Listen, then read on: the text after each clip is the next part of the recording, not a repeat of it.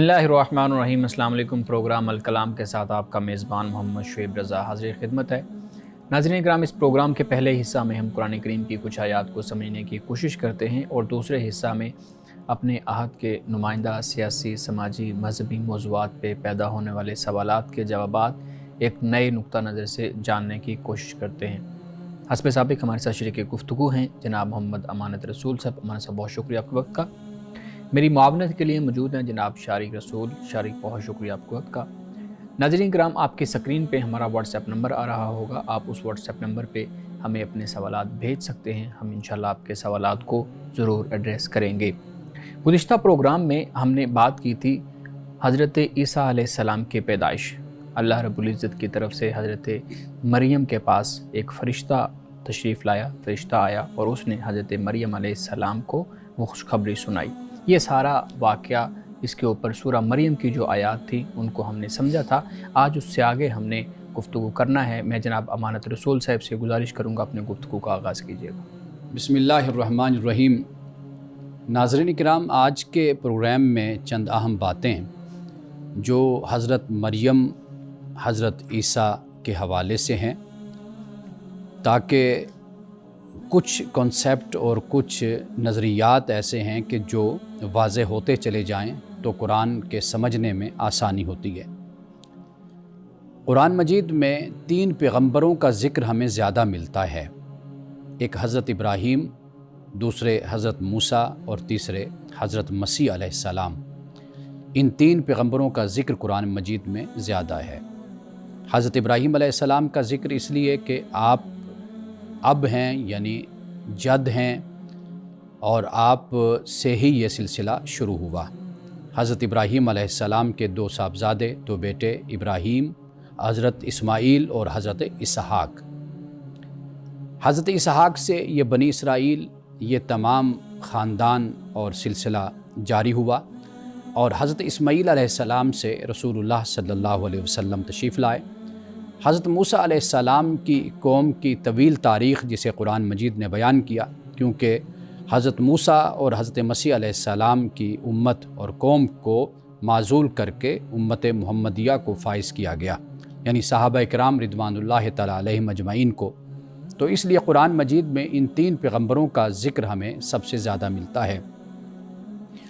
चूँकि हज़रत इब्राहीम अलैहिस्सलाम के हवाले से कुछ गलत फ़हमियाँ और गलत नज़रियात भी मंसूब किए गए थे, तो इसलिए कुरान मजीद ने उसको भी वाज़े कर दिया कि इब्राहीम अलैहिस्सलाम सिर्फ़ और सिर्फ मुस्लिम थे, वो मोमिन थे, वो यहूदी नसरानी नहीं थे, और वो यकसू और अल्लाह की तरफ मुतवज्जे रहने वाले फर्माबरदार इंसान थे। जब हम कुरान मजीद का मुताला करते हैं तो हज़रत मरियम का जो मकाम और मर्तबा हमें मालूम होता है वो ये है कि अल्लाह सुब्हानहू व तआला के फ़रिश्तों ने आपसे ये कहा कि इन्नल्लाह अस्तफ़ा की, कि बेशक अल्लाह ने आपको चुना, व तहरा की, आपको पाक किया, वस्तफ़ा के अला निसाइल आलमीन, और आपको तमाम जहानों की जो औरतें हैं अक़वाम आलम की, उन पर अल्लाह ताला ने आपको फ़जीलत दी है, उनके मुकाबले में अल्लाह ने आपको मुंतखब किया है। यही वो मरियम हैं कि जिनसे फिर हज़रत मसीह अलैहिस्सलाम की पैदाइश होती है। हज़रत मसीह अलैहिस्सलाम का हुलिया कैसा था, यह हमें एक हदीस से मालूम होता है, और वो बुखारी की हदीस है कि जिसमें रसूलुल्लाह सल्लल्लाहु अलैहि वसल्लम ने फरमाया कि हज़रत मसीह अलैहिस्सलाम का जो कद वो म्याना है और सुर्ख सफ़ेद रंग है आपका, यानी सुर्खी माइल जैसे सफ़ेद रंग होता है वो आपका रंग है, और जिस्म आपका ऐसे साफ़ शफ़ाफ़ कि जैसे आप नहा कर निकले हैं। और आखिरी बात ये कि हज़रत मसीह अलैहिस्सलाम के इसी हुलिये के हवाले से कि रसूलुल्लाह सल्लल्लाहु अलैहि वसल्लम ने फरमाया कि उनके बाल इतने लंबे थे कि कंधों तक आते थे। अल्लाह सुब्हानहू व तआला ने कुरान मजीद में हज़रत मसीह अलैहिस्सलाम की ज़ुबान से जो ये कहलवाया कि अब्दुल्लाह, इन्नी अब्दुल्लाह, कि मैं अल्लाह का बंदा हूँ, तो इससे मुराद क्या है? अब्द। ये जो इब्न का तसव्वुर मसीहियत में आया वो यही तसव्वुर है कि इब्न के 2 मतलब होते हैं, एक बेटा भी होता है, एक बंदा भी होता है। तो हज़रत मसीह अलैहिस्सलाम की शान में और आपकी कदर व मंज़लत में इजाफ़ा करते हुए गुलूव किया गया और आपको अल्लाह का बेटा बना दिया गया। लेकिन हकीकत यह है कि इब्न का मतलब बंदा होता है, अब्द होता है। تو عربی زبان میں یہی لفظ حضرت مسیح علیہ السلام کی زبان سے کہلوائے گئے کہ انی عبداللہ، بے شک میں اللہ کا بندہ ہوں۔ دوسری بات یہ ہے کہ حضرت مسیح علیہ السلام کی والدہ حضرت مریم کے بارے میں یہ آتا ہے کہ حضرت مسیح ان کے ساتھ سخت رویہ اختیار کرتے تھے، یعنی سختی سے بات کرتے تھے، لیکن قرآن پاک نے کہا کہ وہ برم بھی والدتی، کہ آپ اپنی والدہ کے ساتھ نرم تھے، حسن سلوک سے پیش آتے تھے، نیکی سے پیش آتے تھے۔ تو گویا کہ پہلی کتب میں اگر کوئی تحریف ہوئی یا کوئی ایسی بات انبیاء کے حوالے سے یا انبیاء کی جو مائیں ہیں ان کے حوالے سے اگر کوئی ایسی بات کہی گئی تو قرآن پاک نے اس کانسیپٹ کو اور اس بات کو بھی کلیئر کر دیا۔ اور یہ بات کہ حضرت مریم کے حوالے سے اور آپ کے جو رشتہ دار ہیں ان کے حوالے سے یہ بھی ذکر کیا جاتا ہے کہ وہ ایمان نہیں لائے تھے۔ قرآن پاک نے وَأُمُّهُ صدیقہ کہا، اس کا مطلب یہ ہے کہ حضرت مریم یعنی حضرت مسیح علیہ السلام کی والدہ وہ صدیقہ تھی، یعنی ایمان والی تھی، ایماندار تھی۔ حضرت مسیح علیہ السلام کو قرآن یہ بتاتا ہے کہ 4 معجزے آپ کو عطا کیے گئے تھے۔ پہلا معجزہ یہ تھا کہ مردوں کو زندہ کرنا، قم بإذن اللہ، کہ اللہ کے حکم سے کھڑے ہو جاؤ۔ اور دوسرا معجزہ یہ تھا کہ وہ لوگ کہ جو پیدائشی طور پر نابینا ہوتے تھے یا جو برس کی جذام کی بیماری کا شکار ہوتے تھے، حضرت مسیح علیہ السلام ان کو شفا یاب کرتے تھے، یعنی نابینا کو بینا کرتے تھے، اور جو برس اور جذام کی بیماری کا شکار ہوتا تھا اسے آپ صحت یاب کرتے تھے۔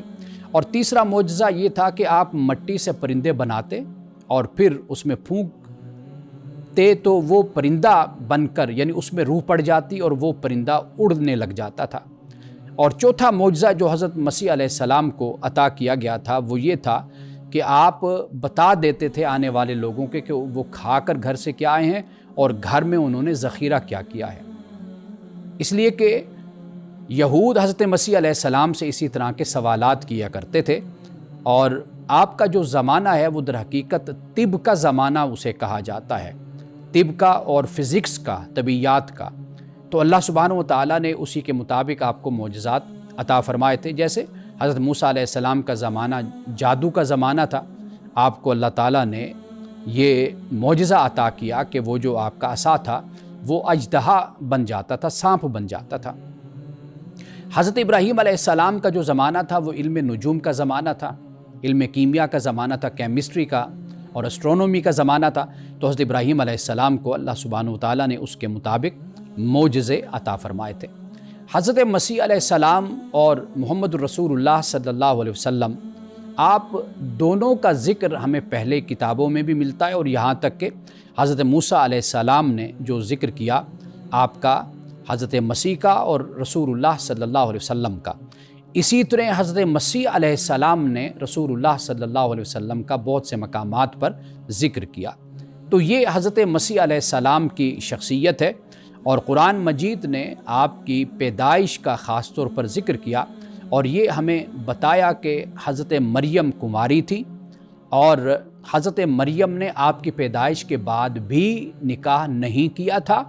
اور یہ جو ایک بات مشہور کی گئی اور روایات میں بیان کی گئی کہ حضرت مریم علیہ السلام نے بعد میں نکاح کیا اور پھر بچے ہوئے، اس لیے کہ گزشتہ کتابوں میں بہن بھائیوں کا ذکر ملتا ہے، اور اس پر بھی مسیحیت کے جو فرقے ہیں دو، ان میں اختلاف پایا جاتا ہے۔ ایک فرقے کے مطابق یہ ہے کہ نکاح کر لیا تھا تو بہن بھائی تھے، لیکن دوسرا فرقہ یہ کہتا ہے کہ نہیں، نکاح نہیں کیا تھا۔ یہ جو بہن بھائی کے الفاظ ہیں یہ در حقیقت رشتہ داروں کے لیے یہ لفظ انجیل میں استعمال ہوئے ہیں کہ آپ کے رشتہ دار تھے وہ۔ تو لہٰذا اسلام بھی اسی کو ہی سپورٹ کرتا ہے کہ حضرت مریم نے کبھی بھی زندگی میں آپ نے نکاح نہیں فرمایا تھا، خواہ حضرت مسیح علیہ السلام کی پیدائش کے بعد ہو یا حضرت مسیح علیہ السلام کی پیدائش سے پہلے۔ بہت شکریہ حضرت مسیح علیہ السلام کی سیرت پہ آپ نے مختصر جو ہے نا وہ بات کی۔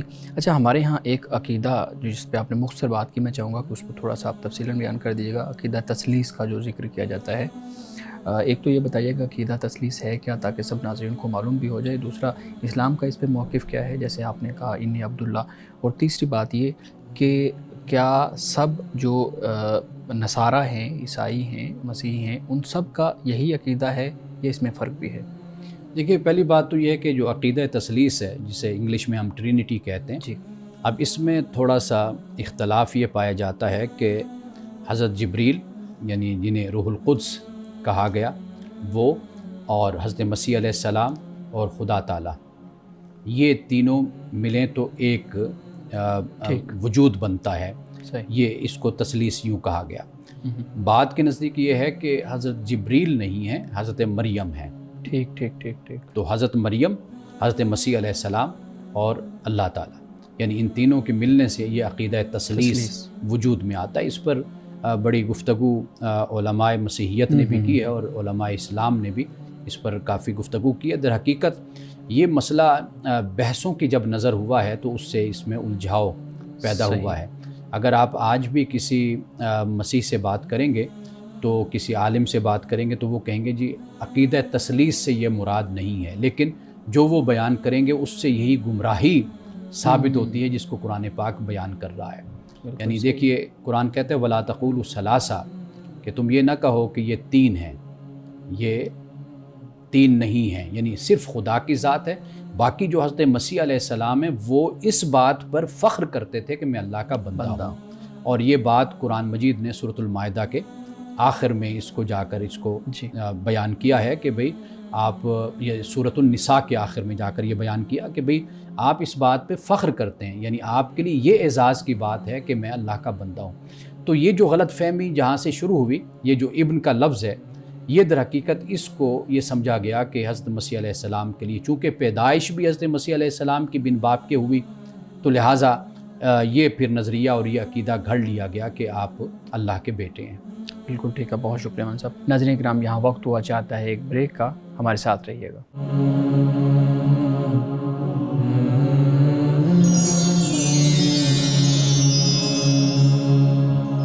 ویلکم بیک ناظرین۔ امان صاحب، ہم جو گزشتہ ایک پروگرام تھا اس میں بھی ہم نے یہ بات کی تھی کہ حضرت مریم علیہ السلام کا جو کردار ہے اس کو ہمارے ہاں جو انسانی یا خواتین کے حقوق کی موومنٹس ہیں ان کے ساتھ جوڑ کے تو ایک بحث شروع کی جاتی ہے۔ اسی سے متعلق ہم نے کل بحث کی تھی اور کچھ اور سوالات بھی اس سے متعلق ہیں، میں آپ کے سامنے رکھوں گا۔ آپ بتائیے گا، ہمارے ہاں مرد اور خواتین کے تعلق، یا آپ کہہ لیں کہ میل اور فیمیل کے اندر بہت زیادہ فرق کیا جاتا ہے، اور یہ سمجھا جاتا ہے کہ یہ شاید یہ فرق جو ہے کسی کا ادنا ہونا، کسی کا اعلیٰ ہونا، یہ فرق مذہب کی وجہ سے ہے۔ تو میں پوچھنا یہ چاہوں گا کہ کیا ابدیت کے اندر، انسان ہونے کے اندر جو قرآن ہے اس کی رہنمائی کیا ہے کہ کیا مرد اور عورت ان کی تخلیق کے اندر کوئی فرق ہے، کوئی ادنا ہے، کوئی اعلیٰ ہے؟ دیکھیے قرآن مجید میں جو لفظ استعمال ہوا وہ انس کا لفظ استعمال ہوا ہے، انس یعنی انسان۔ اچھا ٹھیک، یعنی وہی لفظ عورت جب آپ کہیں گے وما خلقت الجن والانس الا لیعبدون، کہ اللہ پاک یہ فرماتا ہے کہ میں نے جن و انس کو صرف اپنی عبادت کے لیے پیدا کیا ہے، تو کیا ہم یہ کہیں گے صرف مردوں کو پیدا کیا؟ تو واضح بات ہے کہ اس انس میں انسان دونوں شامل ہیں، دونوں جنس شامل ہیں۔ ٹھیک، تو لہٰذا قرآن مجید نے مذہب نے اس حوالے سے کوئی فرق نہیں کیا۔ آپ دیکھیے حضرت مریم علیہ السلام کا ہم ذکر کر رہے ہیں تو آپ قرآن مجید میں اتنا زیادہ ذکر حضرت مریم کا آتا ہے اور اتنے احترام کے ساتھ اور مقام اور مرتبہ کے ساتھ بیان ہوتا ہے کہ ہمارے مفسرین میں اختلاف ہو گیا کہ بھئی حضرت مریم اللہ کے نبی ہیں یا اللہ کے نبی نہیں ہیں، نبیہ ہیں یا نبیہ نہیں ہیں۔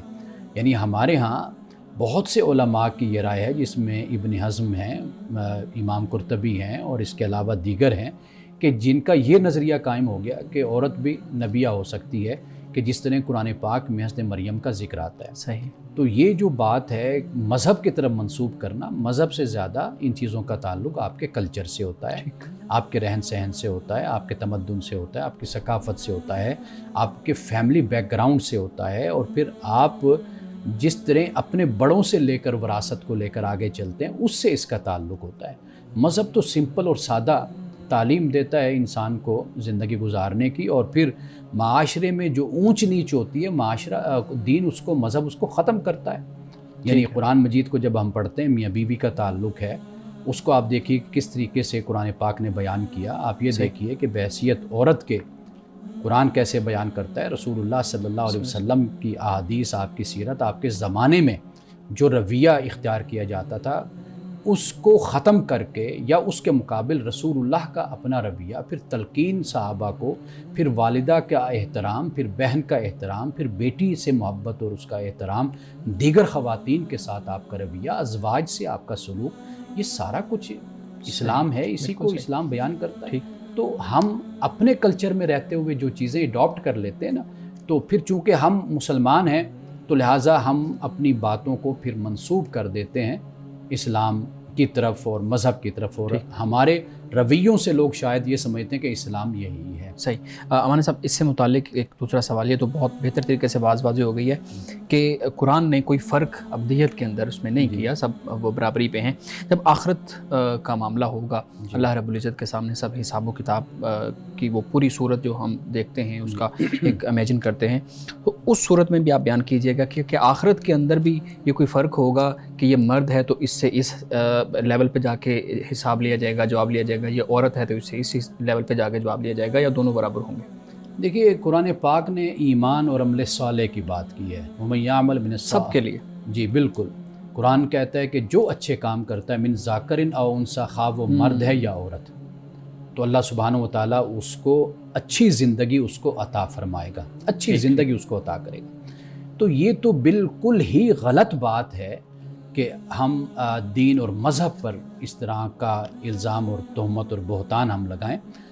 باقی معاملہ یہ ہے کہ جیسے جیسے انسان کی تاریخ بنتی ہے، انسان کا کلچر وجود میں آتا ہے، قوم وجود میں آتی ہے، آخر مذہب دنیا میں گیا ہے لوگوں کے پاس، دین اسلام گیا، فتوحات کے ذریعے سے گیا، تبلیغ کے ذریعے سے گیا، وہاں پر رہنے والی اقوام نے اپنے اپنے طریقے سے اسلام کو اڈاپٹ کیا ہے، اور اپنی ثقافت، اپنا کلچر، اپنی روایت کو انہوں نے نہیں چھوڑا۔ اس میں بے شک وہ جو کمی بیشی عورتوں کے حوالے سے اونچ نیچ تھی، انہوں نے اس کو قائم رکھا۔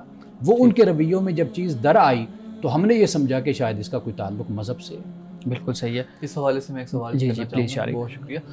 آپ نے جیسے کہ بات کی کہ جو مذہب ہے اس کا تعلق نہیں ہے مرد اور عورت میں فرق کرنے سے، لیکن ایسا کیوں دیکھنے میں آتا ہے کہ جو ہمارے ہاں مرد حضرات ہیں وہ مذہب کا سہارا ہی کیوں لیتے ہیں؟ جو مذہبی افراد ہیں وہی کیوں یعنی کہ مرد اور عورت میں یعنی کہ فرق قائم کرتے ہیں اور مرد کی برتری ثابت کرنے کی کوشش کرتے ہیں؟ دیکھیے، یہ اصل جو معاملہ ہے نا وہ یہ ہے کہ اگر اللہ تعالیٰ نے آپ کو، مجھے، کسی کو کوئی ذمہ داری دی ہے یا کوئی اختیار دیا ہے یا کوئی اتھارٹی دی ہے یا کوئی منصب دیا ہے، انسان کا مزاج ہوتا ہے وہ اس کو غلط استعمال کرتا ہے، اس کو مس یوز کرتا ہے۔ یعنی آپ یہ دیکھیے نا، انسانی تاریخ ہمیں یہ بتاتی ہے کہ جب بھی کسی کے پاس کوئی ذمہ داری آتی ہے وہ کیوں بدل کیوں جاتا ہے، وہ اس کا لائف سٹائل کیوں بدل جاتا ہے، اس کا طریقہ کیوں بدل جاتا ہے، لوگوں سے گفتگو کا انداز کیوں بدل جاتا ہے، دوسروں کو غلام کیوں سمجھنے لگ جاتا ہے۔ تو گویا کہ یہ کچھ انسان کی جو کہیں نا انسان کی ذہنیت یا اس کی فطرت، اس کے اندر کچھ مسئلہ ہے۔ اسی لیے اللہ تعالیٰ نے وہ تزکیہ نفس اور ہدایت کا اہتمام کیا کہ تاکہ انسان اپنا تزکیہ نفس کرے، اپنے آپ کو ایک اچھا انسان بنائے۔ یعنی اب جب ہم دیکھتے ہیں معاشرے میں مرد کو اللہ تعالیٰ نے قوام بنایا، قوام سے مراد کیا ہے کہ معاشی کفالت کا ذمہ دار، اس پر ہم کئی مرتبہ بات کر چکے۔ اب یہی ذمہ داری صالحین بھی ادا کرتے رہے، انبیاء بھی ادا کرتے رہے، اب یہی ذمہ داری معاشرے میں ایسے لوگ بھی ادا کرتے رہے کہ جنہوں نے اس کو مس یوز کیا ہے، اپنی اس طاقت کو کہہ لیجئے یا اختیار کو کہہ لیجئے، یا جو اس کو یہ اہمیت دی گئی کہ کفالت کا ذمہ دار بنایا گیا، اس نے اس کو غلط بھی استعمال کیا ہے۔ تو یہ چیز اس انداز سے دیکھی جانی چاہیے کہ آپ کو، مجھے، کسی کو بھی کوئی ذمہ داری، کوئی عہدہ یا کوئی اس طرح کا معاملہ سپرد کیا جاتا ہے تو ہم کئی دفعہ اس کو غلط بھی استعمال کر رہے ہوتے ہیں۔ اچھا مان صاحب، یہ جو آپ نے بات کی ہے قوام کی، اس سے متعلق تو ہم دیکھتے ہیں ہمارے معاشرے میں بڑا ایک عجیب سا کانسیپٹ ہے۔ ایک تو آپ یہ بیان کیجئے گا کہ قوام کا مطلب کیا ہے، ہم نے پہلے بھی اس پہ بات کی لیکن میں چاہوں گا دوبارہ آپ اس کے تفصیل سے بات کر دیں۔ دوسرا، قوام کیا سارے مرد ہیں، یعنی مرد نام کو قوام بنایا ہے یا کسی مرد کی کسی ایک سٹیٹس کو قوام بنایا ہے؟ دیکھیے، جہاں پہ قرآن مجید میں اس کا ذکر آتا ہے نا، وہاں پر خاوند کا، شوہر کا ذکر ہے۔ اچھا، یعنی جو شادی کے رشتے میں آ جاتا ہے، وہ شخص جو انسا ہے اس کو کہا کہ اے شخص، اے مرد، یہ تیری ذمہ داری ہے کہ تو اپنی بیوی، اپنے بچوں کے اخراجات کو تو اٹھائے گا، ان کی تو معاشی کفالت تو کرے گا، یہ تیری ذمہ داری ہے۔ تو ایسا نہیں ہے کہ جب ایک انسان شادی کرتا ہے تو پھر اس کو اس کا ذمہ دار ٹھہرایا گیا، اس کو بتایا گیا کہ تو ذمہ دار ہے اور تو اللہ کی بارگاہ میں اس کا جواب دہ ہوگا۔ اس سے پہلے کی آیات پڑھ لیں، اس کے بعد کی آیات پڑھ لیں تو کچھ ذمہ داری عورت کے سپرد کی گئی، جس میں ہے کہ بھئی وہ نیک بن کے رہے، فرما بردار ہے، یا وہ اپنی عزت کی، اپنی عفت کی حفاظت کرنے والی ہے، مرد کی امانت جو ہے اس کا خیال کرنے والی ہے، اس کی بھی ذمہ داریوں کو بیان کیا گیا۔ لیکن ایک قوام کی حیثیت سے وہ مرد کے سپرد کیا گیا کہ یہ تم مرد ہو، تم خامند ہو، باپ ہو، یہ تمہاری ذمہ داری، یہ تم نے نبھانی ہے اور اس کے بارے میں تم سے سوال ہوگا۔ بالکل صحیح۔ ناظرین کرام، یہاں وقت ہوا چاہتا ہے ایک بریک کا، ہمارے ساتھ رہیے گا۔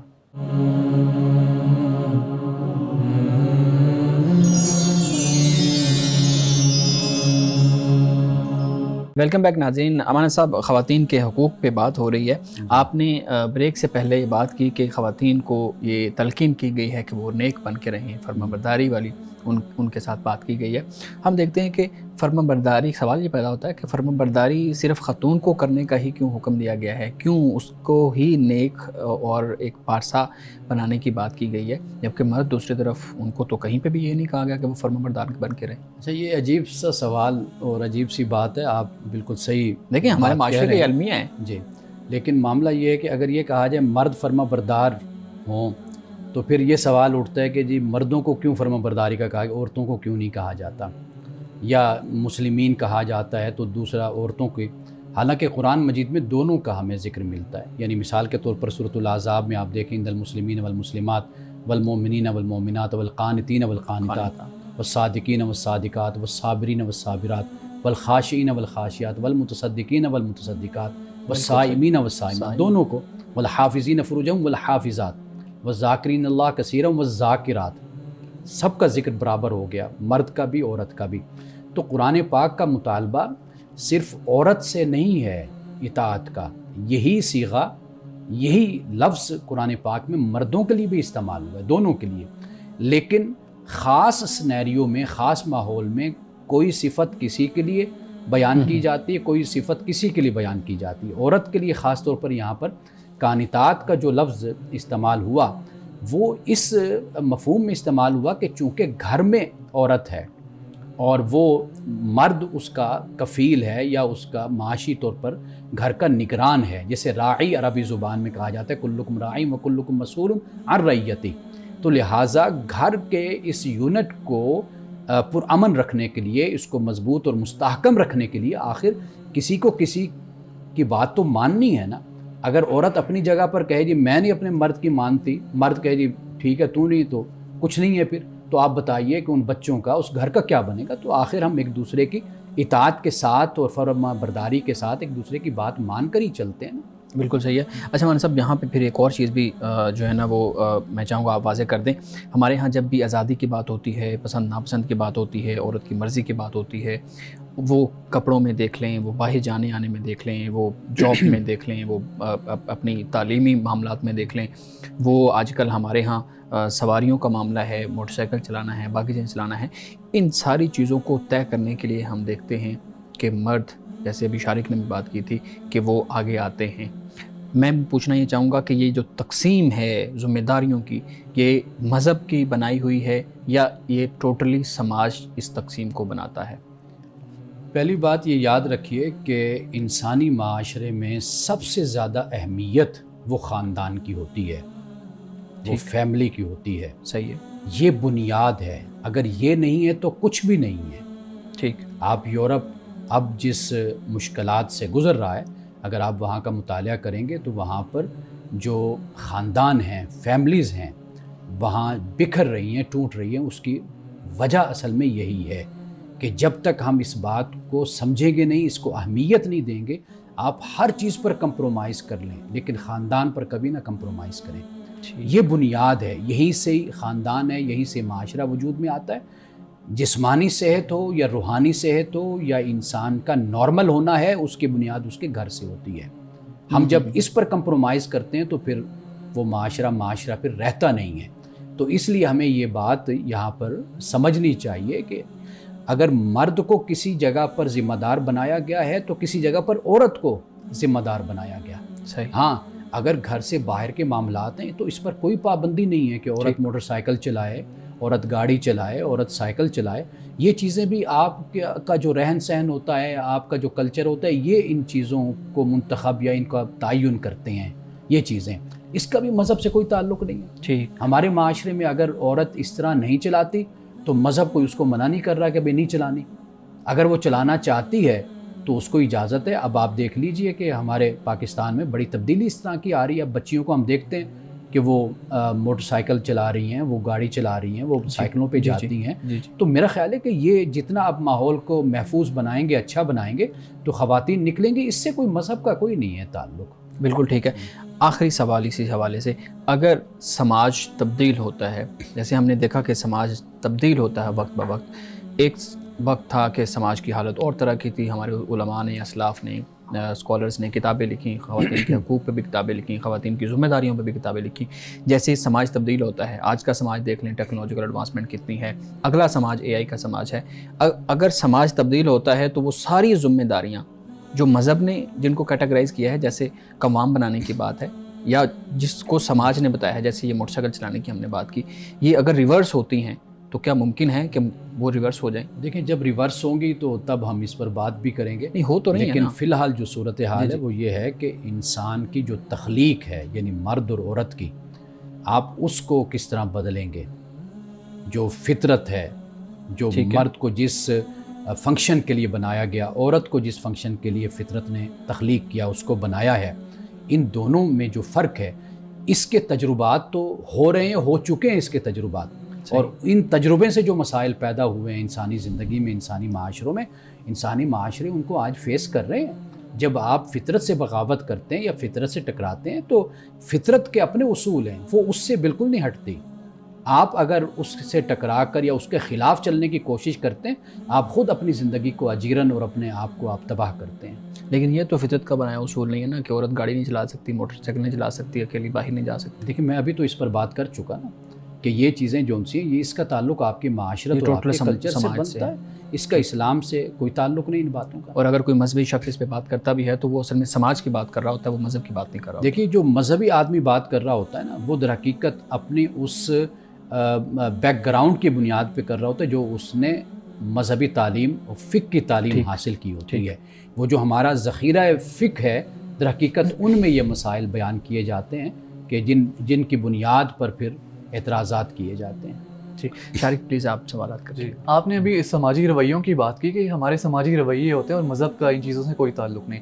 لیکن ہم یہ پھر بھی دیکھتے ہیں کہ جو مذہبی لوگ ہیں، جو مذہبی شخص ہوتا ہے، اس کا جو یعنی کہ وہ اس طرح کی آئیڈیالوجی کو زیادہ پرسیو کرتا ہے کہ خواتین کے ساتھ امتیاز برتنا چاہیے.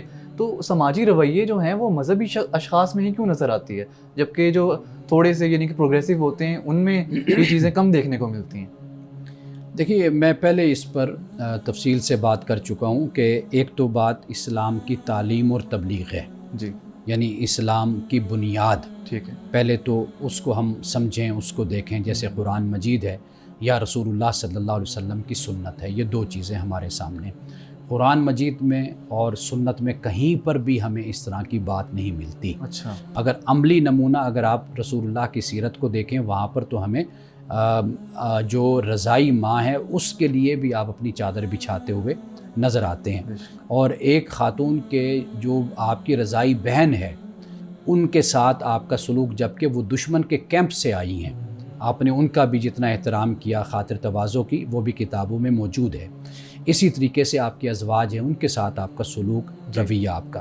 قرآن مجید نے جس طریقے سے اس کو ہائی لائٹ کیا اس کو بھی آپ پڑھ کر دیکھ لیجئے کہ عرب کے معاشرے میں جو رویہ اور جو سلوک امتیاز برتا جاتا تھا، قرآن پاک نے کلی طور پر اس کو ریجیکٹ کیا ہے، اس کی مذمت کی ہے، عورت کو مقام اور مرتبہ دیا ہے. باقی جو یہ چیزیں ہیں کہ مذہبی لوگوں میں یہ جو رویہ ہے یہ کہاں سے آتا ہے، یہ در حقیقت ہمارے ہاں جو فقہی کتابیں مدون ہوئیں 1400 سال میں، 1200 سال میں لکھی گئیں، ہمارے بر صغیر میں بڑا لٹریچر اس پر تیار ہوا.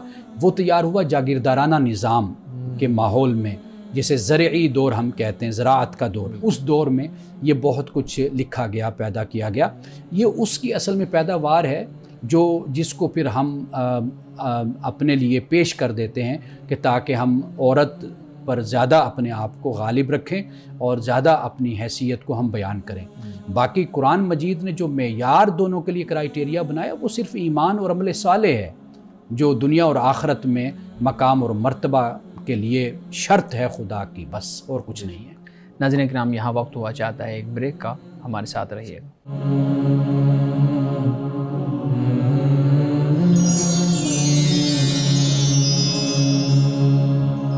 ویلکم بیک ناظرین۔ جی شارق، آپ سوال کر رہے تھے۔ جی، بچوں کو ہمارے ہاں سائنس کی کتابوں میں پڑھایا جاتا ہے کہ زمین گول ہے، جبکہ ہمارے کچھ مذہبی علماء یہ کہتے نظر آتے ہیں کہ زمین ساکن ہے، زمین چپٹی ہے۔ تو بچے کس کی بات مانیں؟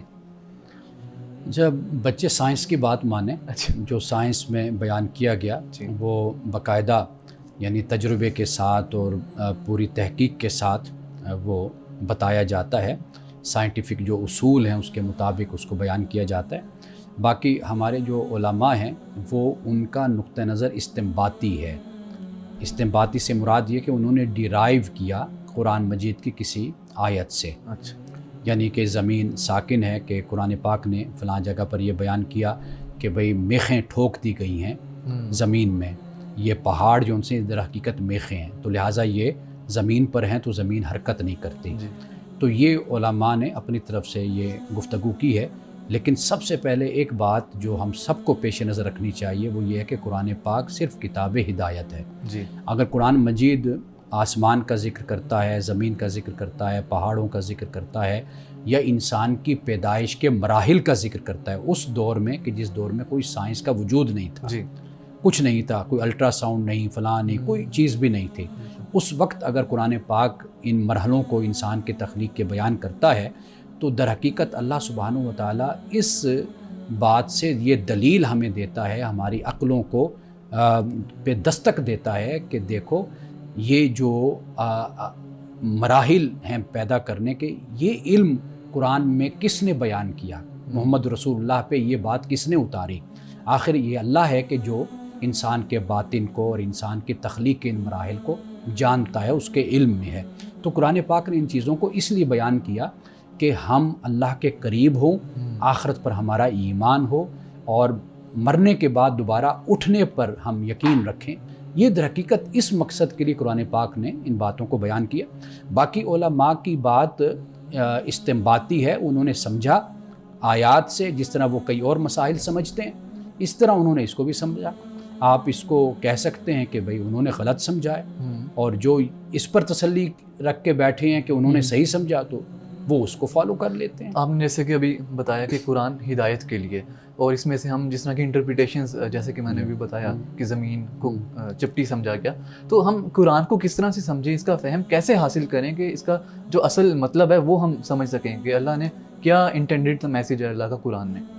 قرآن مجید کو آپ پڑھیے، پہلے تو ترجمے کے ساتھ اس کو سادہ طریقے سے پڑھا جا سکتا ہے، اور اس کے ساتھ یہ ہے کہ اگر آپ کا عربی کا ذوق ہو تو عربی زبان سیکھیے، تو قرآن پاک کو آپ پڑھیے۔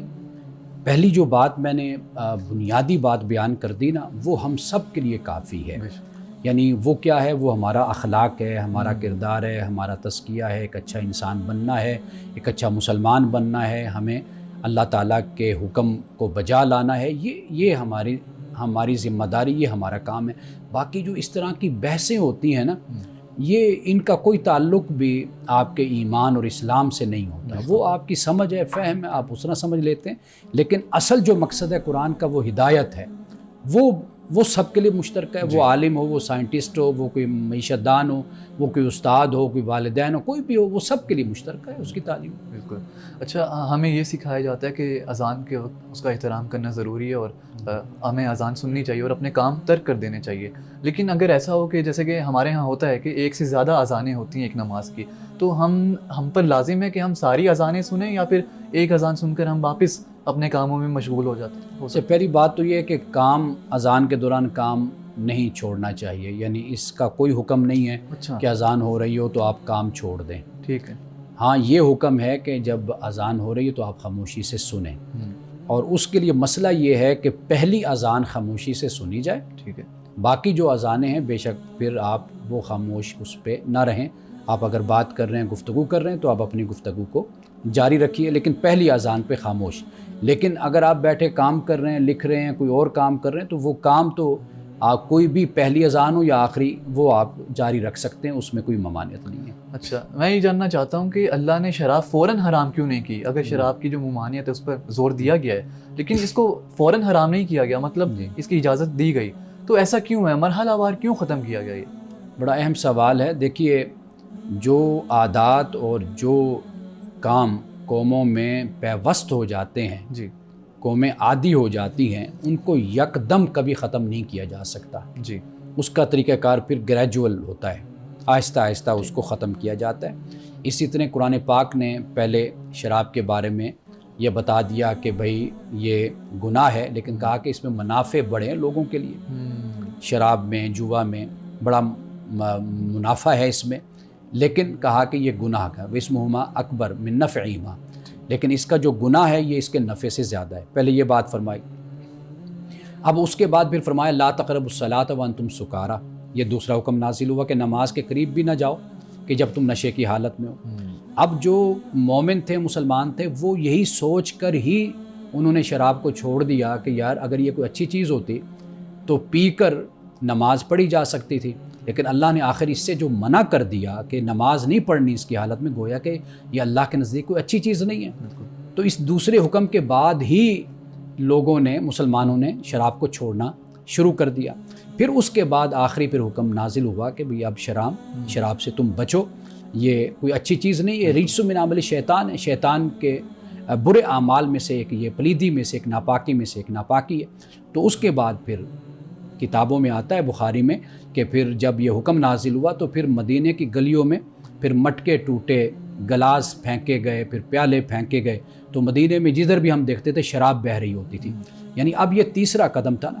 اب یہ اس میں حکمت پوشیدہ ہے کہ اگر یہ پہلی مرتبہ کہہ دیا جاتا، ممکن ہے کہ نئے نئے جو لوگ مسلمان ہوئے، جو عادی تھے اس کے، ممکن ہے کہ وہ پریشان ہوتے اس حوالے سے کہ بھئی اب ہم کیسے چھوڑیں، یہ تو ہماری عادت ہے، یہ تو ہماری روایت ہے، رسم ہے، ہم پیتے ہیں۔ لیکن گریجولی اللہ سبحانہ و تعالیٰ نے جیسے جیسے ایمان پختہ ہوتا چلا گیا، جیسے جیسے وہ اسلام میں داخل ہوتے چلے گئے، اسلام کے ساتھ جڑتے چلے گئے، تو آخر میں جا کر پھر اللہ تعالیٰ نے اس کو حرام کر دیا۔ تو یہ اس میں ایک حکمت پوشیدہ ہے۔ اچھا، آپ نے ابھی ذکر کیا کہ اللہ نے جوا بھی حرام کیا، جی۔ اسی کے متعلق میرا اگلا سوال تھا کہ جوا کیوں اللہ نے حرام کیا؟ ہم سب جانتے ہیں کہ یہ بری چیز ہے، اس میں ہمیں نہیں انڈلج ہونا چاہیے، لیکن اس کی وجہ کیا ہے اس کے بارے میں بتائیں۔ اصل میں اس میں نقصان ہے دوسرے کا، اچھا، یعنی اس طرح کے جب یہ جوا کھیلا جاتا ہے اس میں یقینی نقصان ایک شخص کا ہوتا ہے۔ یعنی آپ تجارت کرتے ہیں تو تجارت میں کوئی نقصان نہیں ہوتا، ایک بات۔ دوسری بات یہ ہے کہ اس کو اگر آپ تھوڑا سا اس کا جائزہ لیں گے نا، آپ دیکھیں گے اس میں محنت اور کوشش کا کوئی تصور نہیں ہوتا۔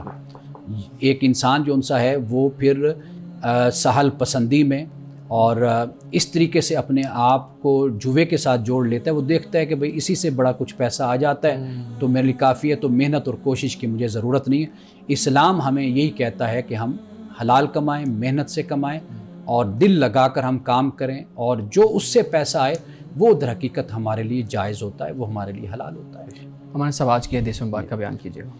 حضرت ابو ہریرہ رضی اللہ تعالی عنہ سے یہ روایت ہے، جامع ترمذی کی حدیث ہے اور حدیث نمبر 203 ہے، اور یہ ناظرین کرام بہت ہی اہم حدیث ہے۔ آپ نے فرمایا کہ من حسن الاسلام اسلام المرء ترکہ ما لا یعنیہ، کہ کسی شخص کے اسلام کی خوبی یہ ہے، اس کی خوبصورتی یہ ہے کہ وہ لغو، فضول اور لا یعنی باتوں کو چھوڑ دے۔ یعنی صرف گفتگو میں نہیں، بلکہ مثال کے طور پر ایک محفل ہے کہ جو بالکل لا یعنی اور فضول لغو باتیں وہاں ہو رہی ہیں تو اس سے بھی ایوائڈ کرے۔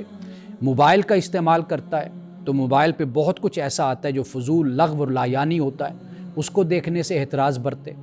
اسی طریقے سے گفتگو اپنی کم کر لے، لیکن اپنی زبان سے کوئی ایسی بات نہ نکالے کہ جو لغو اور فضول بات ہو۔ تو رسول اللہ نے فرمایا کہ اسلام کی خوبصورتیوں میں سے ایک خوبصورتی یہ ہوتی ہے کہ مسلمان کبھی لغو اور فضول اور لا یعنی قسم کی باتیں نہیں کرتا۔ ناظرین کرام، اس دعا کے ساتھ اپنے پروگرام کا اختتام کریں گے۔ اللہ رب العزت حسن کلام اور تاثیر کلام عطا فرمائے، ہماری زبان کی گروں کو کھول دے اور سننے والوں تک خیر کا پیغام پہنچے۔ اجازت دیجیے، خدا حافظ۔